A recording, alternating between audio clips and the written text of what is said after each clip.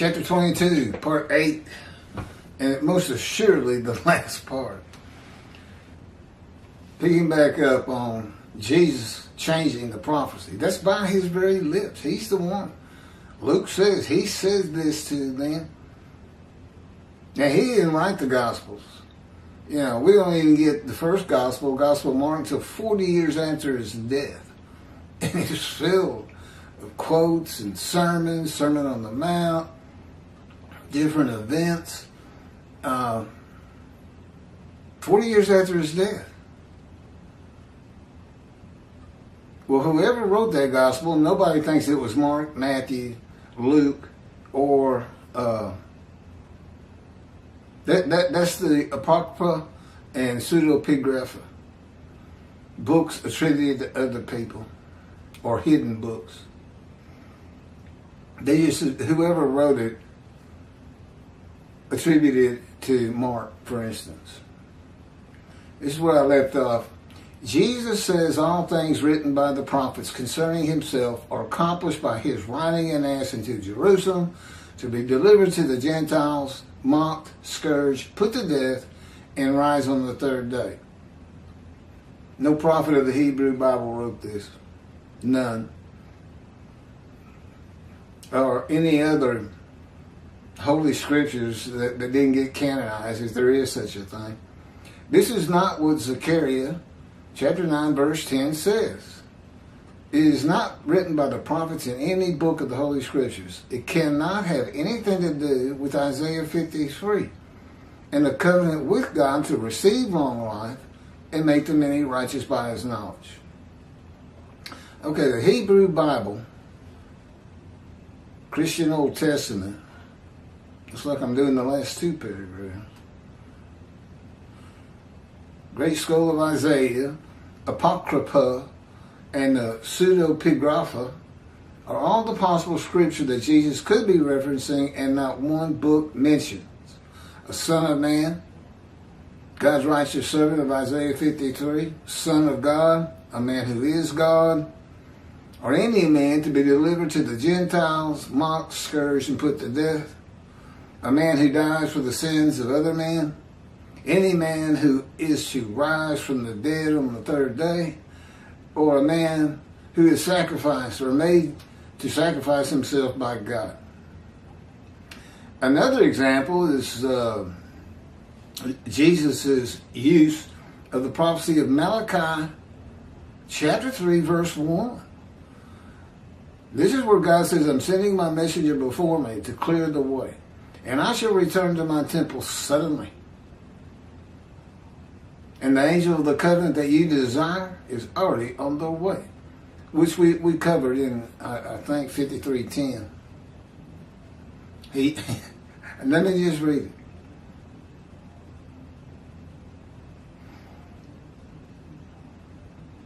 Okay, it's his use of Malachi 3:1 to describe his cousin John the Baptist as being Elijah, who historically and by the scripture could not be him.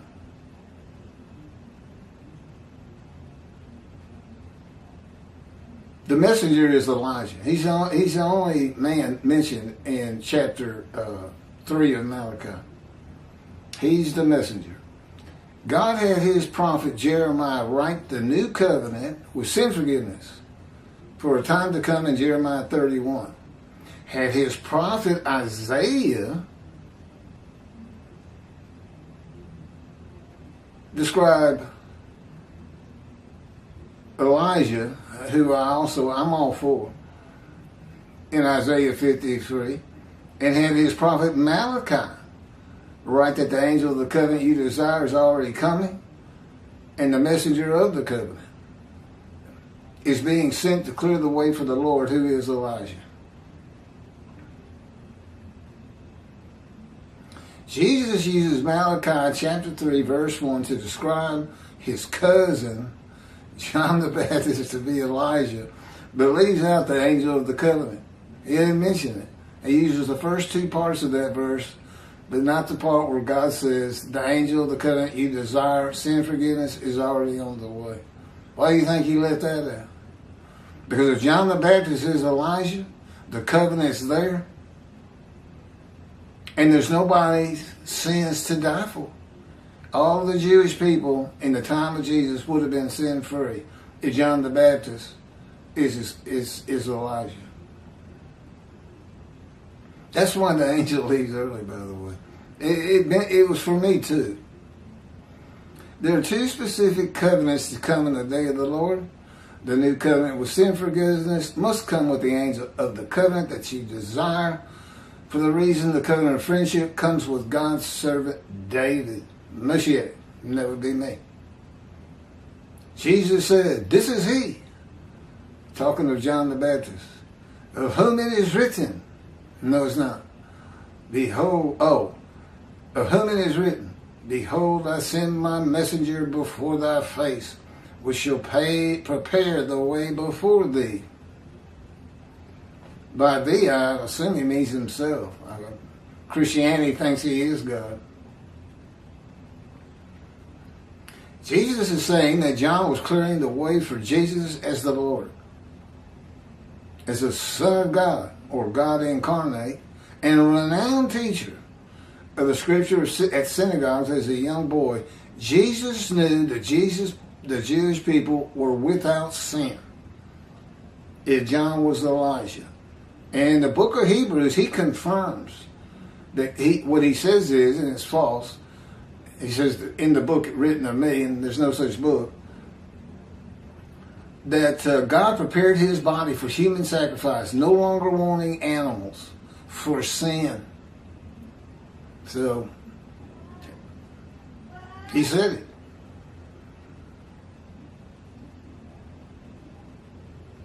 Jesus knew the Jewish people without sin if John was Elijah. That is why he did not mention the angel of the covenant. More deceit. He cannot die for the sins of the Jewish people if they are sin-free. God forgives by his written word. He did it for the exiles, 13 tribes. And now he's doing it for the Roman dispersal, the diaspora.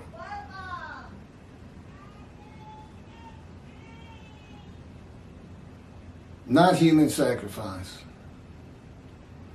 I don't know what they're yelling at. The time to come of the new covenant is when the land blooms again and when the city, Jerusalem, shall be rebuilt as it is today for the Lord's return.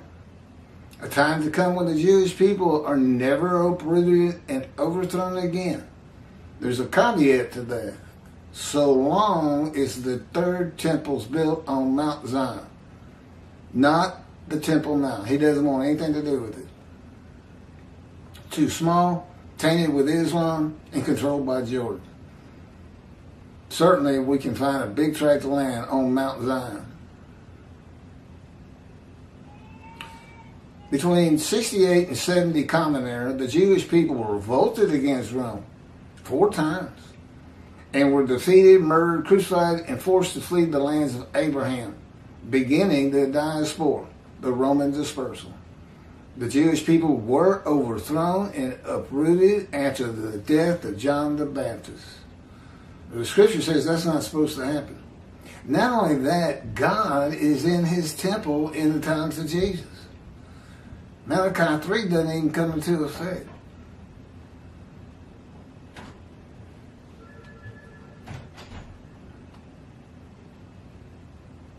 C, last paragraph. The time is coming, declares the Lord, when the city shall be rebuilt for the Lord from the tower of Hanel to the corner gate, and the measuring line shall go straight out to the Gareb hill, and then turn toward Goa, and the entire valley of the corpses and ashes, and all the fields as far as the Wadi Kidron, and the corner of the horse gate on the east shall be holy to the Lord. They shall never again be uprooted or overthrown. Jeremiah 31, verses 38 through 40. Guy was the title lawyer. This is the kind of description. You just do this. Oh, no. You can actually find most of these places, but the fact is, Jerusalem is so much larger today than it was in antiquity, according to God himself. And if it had to be rebuilt, that must be true. That it encompasses all these landmarkers. Okay, then comes chapter 23, which I've already done. They're very good. This is on Tovia Singer and Outreach Judaism. 24 is on Jews for Judaism, and their commentary that Isaiah 53 is Israel. All the people of Israel gathered as one name. And Tovia does the same thing, but they have different commentary to support that. And the support is so weak. It's borderline an absurdity. I really question if they believe it and why they did it. Maybe as anti-missionaries, they thought it's a better way to fight the Christians, saying it was Jesus. I think I've covered it a lot better than anybody. Well, God has.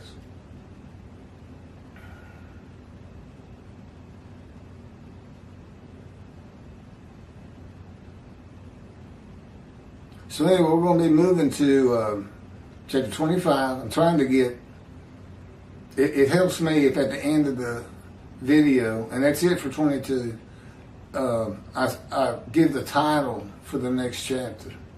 I tend to forget.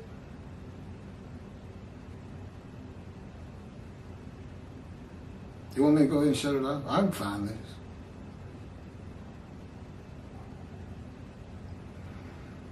I'm scrolling through chapter 24.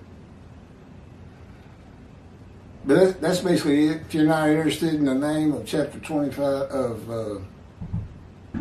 chapter 25, and go ahead and turn the video on if you're still here. A lot of people don't stay long. I think mostly those are Christians. I've had Christians follow me. I'm like, so have y'all actually read anything I say about Christianity? It's the resurrection of the dead. Another false teaching. It's got to be straightened up. Thank you for watching. Tell all your friends. Tell your rabbis. They're dismissed.